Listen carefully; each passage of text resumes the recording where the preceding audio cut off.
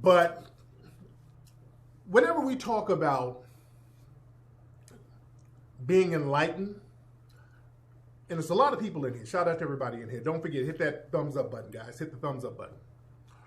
Whenever we start talking about how the white supremacists try to do things to attack us psychologically, it's always these Sambos and mammies and bedwenches and hood rats are the main ones who are trying to argue us down.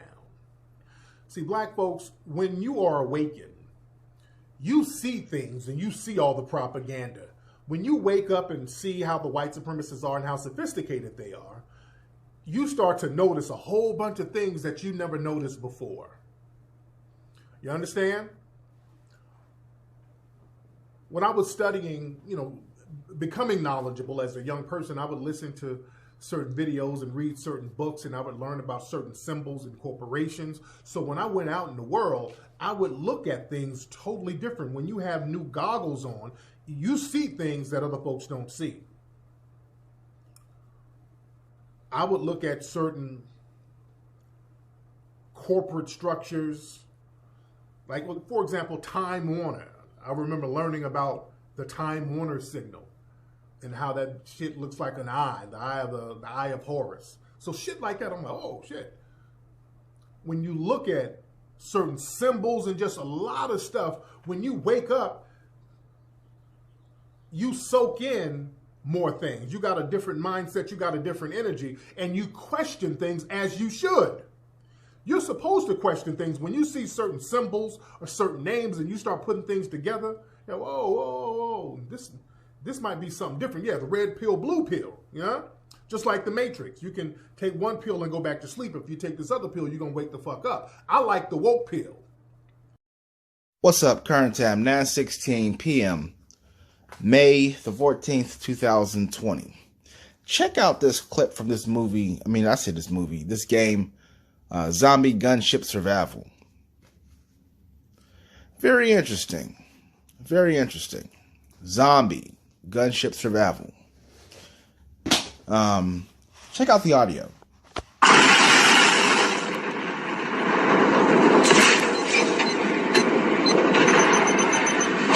We're surrounded.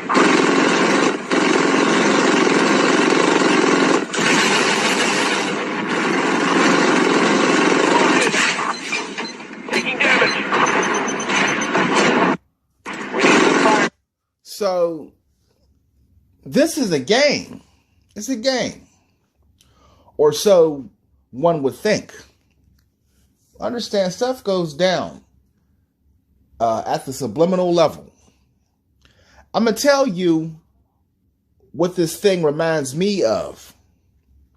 I got a whole bunch of guys right there maneuvering. We'll be engaging. Get back here up at 30. Fire. Just give me a heads up where you're in from.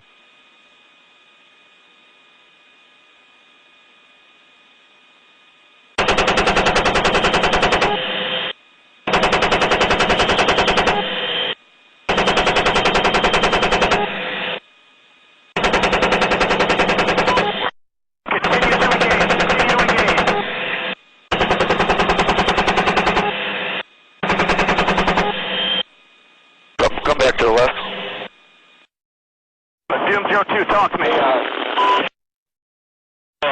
Zoom 2. 3 Ozzy 75.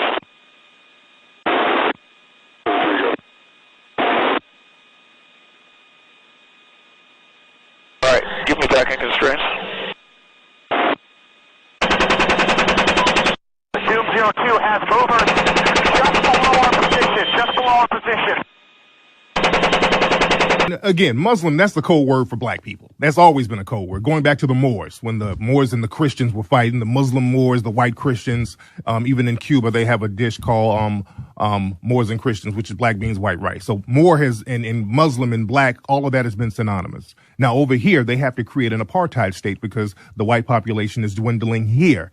In about 17 states, more white people are dying than being born. So people in the dominant society, they go on alert. So when you have somebody like Trump spewing white supremacist rhetoric, people gravitate towards that really for a subconscious level of survival. Now, this is the symbolism. What am I doing? I'm trying to pull out all of the symbolism that is underneath the surface of this surface phenomena where we're walking around talking about what's happening, and we don't know why the men are dying.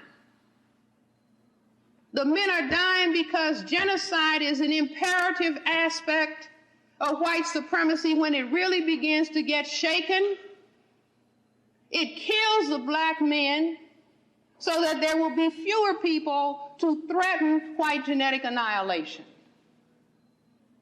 And the thing about with the Haitians, the white supremacists, boy, they don't forget no ass whoopings. They don't forget no ass whoopings for nothing. See, they tell us to forgive and forget, but the white people, they don't forget ass whoopings for nothing. They understand losses and they acknowledge losses. When they lose, they remind each other of it nonstop.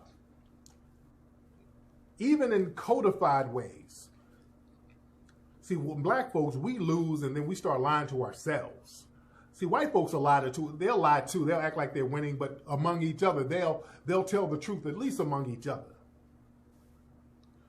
Let's go back to Haiti. For example, I always tell people how zombies and zombie movies are always codes for black people.